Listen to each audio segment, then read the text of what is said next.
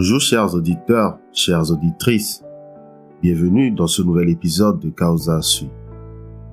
Aujourd'hui, j'aimerais vous parler d'un roman que j'ai récemment lu et que j'ai trouvé très instructif sur la période coloniale en Afrique de l'Ouest. Il s'agit de Things Fall Apart de Chinua Achebe, un écrivain Igbo né le 16 novembre 1930 à Ogidi, au Nigeria. Lauréat du prix international Booker en 2007, il est une figure importante du mouvement de la négritude en Afrique. Alors, qu'est-ce que c'est que la négritude? La négritude est un courant littéraire et politique créé durant l'entre-deux-guerres, rassemblant des écrivains francophones noirs comme Aimé Césaire, Léopold Sédar Senghor, les sœurs Paulette et Jeanne Nardal, Léon Gontran Damas, Guy Tyrolien, Birago Diop et René Despetre. Things Fall Apart, ou Tout s'effondre en français, est son premier roman. C'est aussi le livre qui l'a fait connaître. Il s'agit d'un chef-d'œuvre qui a eu un impact considérable sur la littérature africaine. Le roman est divisé en 3 grandes parties qui relatent le choc entre 2 civilisations qui, au fond, ne sont pas si éloignées que cela l'une de l'autre. Nous le verrons par la suite. Ce duel au sommet se conclura par un échec pour les communautés Igbo, d'où le titre « Tout s'effondre ». Dans la première partie, l'auteur nous embarque dans un voyage immersif au sein d'un village Igbo. Dans ce village, très vite, il va nous présenter Okonkwo, un homme qui adhère totalement aux valeurs et aux coutumes de sa communauté et qui souhaite s'en montrer digne par tous les moyens. Il y met beaucoup d'ardeur et de zèle, son objectif principal étant d'effacer de la mémoire collective l'image de son père, un homme qui n'en était pas vraiment un raté qui ne pensait qu'à jouir des plaisirs de la vie sans jamais en assumer les conséquences. Cette quête existentielle du personnage principal va être le prétexte idéal pour nous parler plus en profondeur des Igbo, l'ethnie à laquelle appartient l'auteur. La deuxième partie, quant à elle, débute avec les îles de Okonkwo, bannies pendant 7 ans de sa communauté après avoir accidentellement tué un homme. Il perd tous ses titres et toute la notoriété qu'il a bâtie de ses mains. Parti se réfugier dans le village de sa mère, il est bien décidé à retrouver sa place au sein de son clan, à l'issue de sa punition. La troisième partie du roman voit débarquer les colons européens avec leurs manières, leur administration et leurs missionnaires. Okonkwo assistera à la destruction de son monde, du moins celui qu'il a vu naître. Son propre fils, Nwoye, sera séduit par le dieu des colons.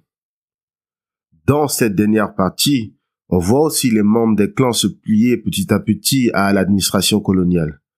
Okonkwo ne voit pas ce fait d'un bon œil et tente le tout pour sauver sa culture. Va-t-il y arriver? Malheureusement, l'histoire, la vraie, celle qui est gravée dans les mémoires, nous prouve le contraire. Les Igbo n'ont pas résisté à l'envahisseur. Je ne vous en dis pas plus en ce qui concerne le roman, car mon objectif premier n'est pas de gâcher votre plaisir. Je voudrais plutôt vous livrer l'analyse que j'en ai faite et vous exposer les leçons que j'ai tirées de ce chef-d'œuvre. Dans un premier temps, je vous emmène à la rencontre des Igbo. Nous allons essayer de comprendre leurs us et coutumes. Ensuite, nous allons montrer que les Igbo et les colons sont chacun issus de civilisations très similaires dans le fond. Pour finir, nous essayerons de comprendre les mécanismes inéluctables à l'œuvre quand 2 civilisations entrent en collision. Fermez les yeux et faites un bond mental dans l'époque décrite dans ce roman, l'époque précoloniale en Afrique. La vie était extrêmement rude et les hommes étaient soumis à de nombreux aléas. Une simple maladie pouvait être fatale. L'inconnu était partout et derrière l'inconnu se cache bien souvent l'ignorance. Les hommes avaient donc dû inventer de nombreuses règles pour se protéger mentalement comme physiquement. Ils ont abouti à une société très codifiée au fil des ans. C'est dans ce contexte que les Igbo société patriarcale vivait au rythme des plantations et récoltes d'igname. Le tubercule occupait une place prépondérante dans les interactions culturelles et cultuelles. Dépourvus de roi, ces clans étaient dirigés par des hommes qui acquéraient des titres au gré de leurs exploits, bravoure au combat, victoire à la lutte ou nombre de pieds d'igname. Ce sont ces titres qui leur donnaient le droit d'accéder à la vie politique de la communauté.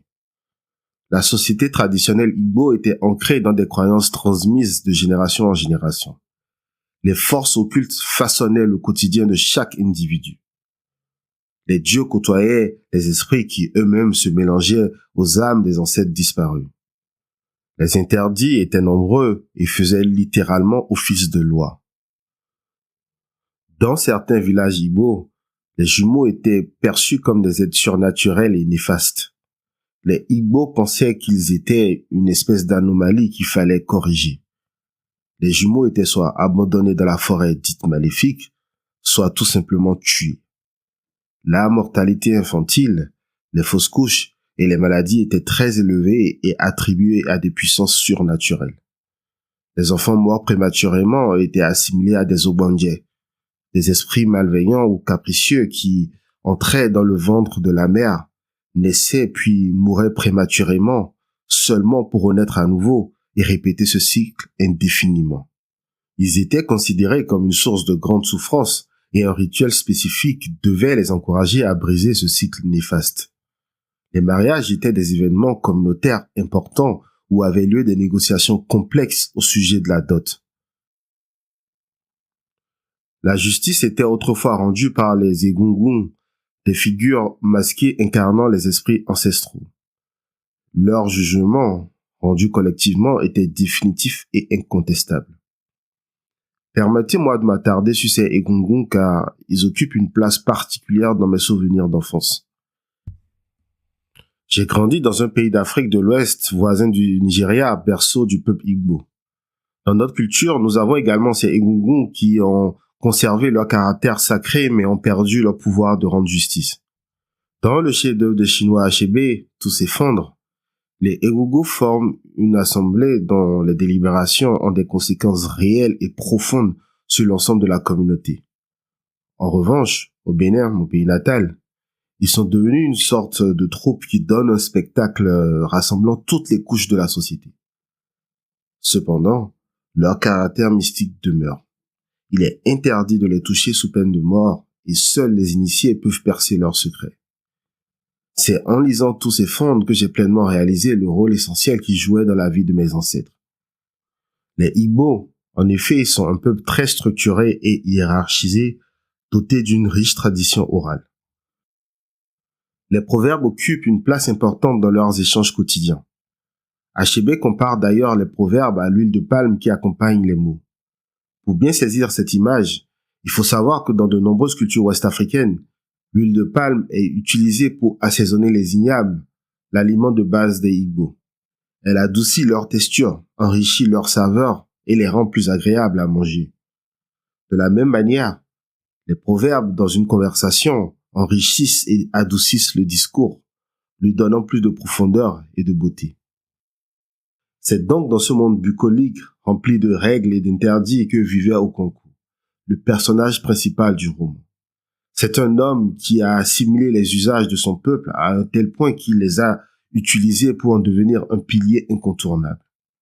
L'homme est respecté et respectable. Dans un monde aussi brutal, la violence est partout. Il était indispensable de ne jamais montrer sa faiblesse. Un homme devait être dur, implacable, rigide, fort et brave. Okonkwo l'était et ceci au-delà du zèle. Attention, quand je parle de violence, je ne sous-entends aucunement que les Igbo étaient des sauvages. Au contraire, c'étaient des hommes raffinés. Non, la violence dont je parle est celle qu'exerce la nature sur les individus, mais aussi celle latente dans les conflits claniques. Il n'était pas rare de voir les clans s'affronter et c'était d'ailleurs l'occasion pour les hommes de prouver leur valeur et leur témérité. Cette violence qui sévissait en tâche de fond devait être déviée de temps en temps pour qu'elle ne s'exerce pas sur les individus les plus importants de la société. Dans cette optique, les Igbo pouvaient recourir à des pratiques sacrificielles concernant autant les animaux que les humains. René Girard décrit très bien la fonction du bouc émissaire dans la violence et le sacré. Il explique le rôle de dissipation de la violence que jouent les rites sacrificiels. C'est ainsi que Okonkwo va tuer de ses propres mains son fils adoptif, car le clan en avait décidé ainsi. Ce sacrifice va avoir des répercussions sur sa propre famille, notamment son fils aîné. Au vu de tout ce que je viens de vous décrire, on peut raisonnablement affirmer que chaque Igbo était écrasé sous le poids d'une tradition implacable. Mais aussi lourdes qu'elles étaient, les traditions assuraient la cohésion de la communauté. Bien que tout semble opposer les Igbo et les colons européens dans tout s'effondre, une analyse attentive révèle des similitudes profondes entre ces deux cultures. Derrière leurs différences apparentes de croyances, de pratiques et d'organisation sociale, les deux groupes partagent des mécanismes fondamentaux pour structurer leur société, maintenir l'ordre et donner un sens à l'existence. Explorons un peu ces similitudes.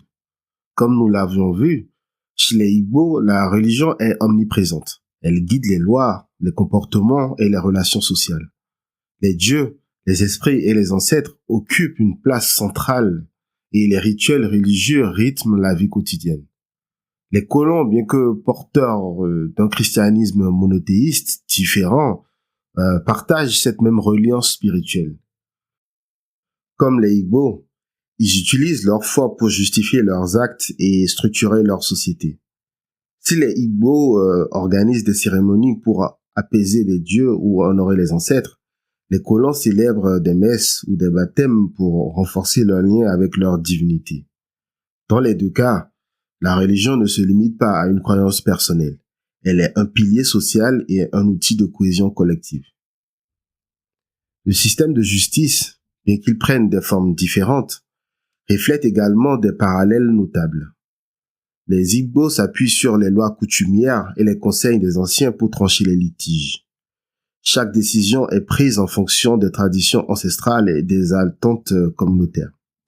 Les colons, quant à eux, introduisent des tribunaux et des juges pour imposer leur propre vision de la justice. Cependant, au-delà des apparences, les deux groupes partagent le même objectif: préserver l'ordre et garantir la stabilité sociale. Que la sentence prenne la forme d'un exil imposé par les anciens ou d'un emprisonnement décidé par un juge européen, l'intention reste la même: protéger la communauté des perturbations. La hiérarchie sociale est une autre similitude frappante. Chez les Igbo, les anciens, les chefs de famille et les prêtres occupent des positions d'autorité, reflétant une organisation claire et respectée. De leur côté, les colons apportent avec eux une hiérarchie stricte, structurée autour des administrateurs, des missionnaires et des militaires. Dans les deux cultures, ces figures d'autorité assurent la transmission des normes, la gestion des conflits et la préservation des valeurs. Ce besoin universel d'organisation et de leadership montre à quel point les deux sociétés partagent une logique commune et que leurs structures spécifiques diffèrent. Même dans leur rapport aux dissidents ou aux individus perçus comme anormaux, Igbo et colons adoptent des comportements comparables. Les Igbo, par exemple, marginalisent les suicidés ou les enfants considérés comme ogbanje, les rejetant dans la forêt maudite. Les colons, eux, emprisonnent ou excluent ceux qui refusent de se conformer à leur autorité. Dans les deux cas, il s'agit de préserver un ordre perçu comme nécessaire pour la survie du groupe, en excluant ce qui est vu comme une menace ou une anomalie. Enfin, un point fondamental unit les deux groupes: leur conviction de détenir la vérité. Les Igbo défendent avec ferveur leur tradition qu'ils considèrent comme la clé de leur harmonie et de leur prospérité. Les colons, de leur côté, arrivent avec une mission civilisatrice, persuadés de devoir apporter lumière et progrès aux sauvages. Cette croyance en la supériorité de leur propre vision du monde pousse les deux groupes à des affrontements, mais elle souligne également une similarité de fond: leur attachement à des valeurs qu'ils jugent universelles et essentielles. Ainsi, au-delà des différences superficielles, Igbo et colons révèlent une humanité partagée, fondée sur des besoins communs. Organiser leur société, donner un sens à la vie et protéger leur identité. Ces similitudes, bien que souvent voilées par les conflits et les incompréhensions, montrent que, malgré les divisions culturelles, les mécanismes fondamentaux des sociétés humaines restent profondément semblables. Il y a un passage qui m'a marqué profondément dans le roman. Lorsque les missionnaires arrivèrent à Umuofia, le village d'Okonko, ils demandèrent un peu de terre pour y construire leur église. Au début, les anciens du village s'y opposèrent fermement. Mais pour éviter une confrontation directe avec les forces coloniales, ils finirent par leur céder une partie de la forêt maudite. Ils étaient persuadés que les missionnaires n'y survivraient pas. Selon les croyances traditionnelles, la forêt maudite était un lieu sacré et dangereux, habité par des esprits puissants et des forces surnaturelles. C'était un endroit redouté, utilisé comme un lieu de bannissement ou d'abandon pour les objets ou les personnes jugées impures. Les Igbo croyaient que quiconque osait y entrer ou y vivre subissait la colère des esprits et était puni de mort. Cependant, lorsque les missionnaires s'y installèrent et construisirent leur église sans subir aucune conséquence, cela provoqua un véritable choc dans la communauté Igbo. Les plus faibles d'entre eux, premières victimes de ces croyances, constatèrent de leurs propres yeux l'inefficacité des divinités et des lois Igbo. Ils rejoignirent les rangs toujours croissants des chrétiens fraîchement convertis, tandis que l'autorité traditionnelle du village s'effondrait comme un château de cartes. Ce moment fut symbolique dans le roman, car il marqua le début de la déstabilisation des structures sociales et spirituelles du Mufia. Paradoxalement, le christianisme apportait plus de liberté et plus de lumière aux individus. Il n'était plus question de suivre des règles devenues subitement absurdes. Il suffisait maintenant de se conformer à des lois claires, rationnelles, imposées par un colon de plus en plus confiant et légitime. Le choc entre ces deux civilisations ne pouvait aboutir à un autre résultat. Laissez-moi m'expliquer. En comparant les Igbo et les colons, j'en suis arrivé à la conclusion que malgré leurs différences culturelles, leur structure sociale n'était pas si éloignée. Cependant, cette observation, bien que vraie, nécessite une précision essentielle.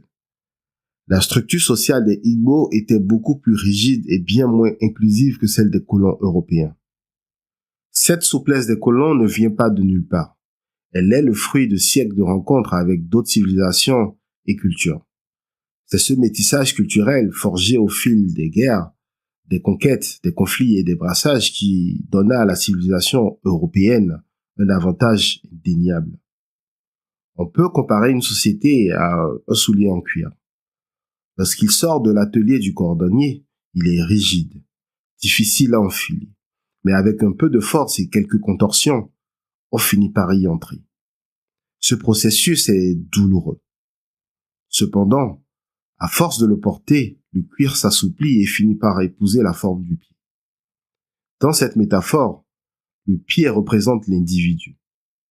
Plus une société est hétéroclite, plus elle gagne en souplesse et mieux elle résiste au choc face à une autre civilisation.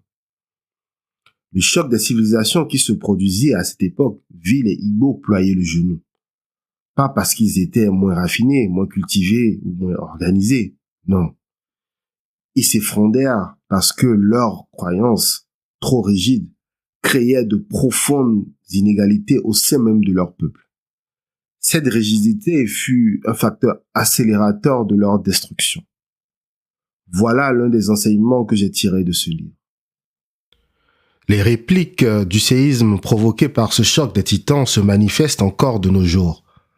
Les conversions au christianisme continuent en masse et les jeunes africains sont plus que jamais tournés vers l'Occident, lieu qui concentre tous leurs rêves de liberté et de prospérité.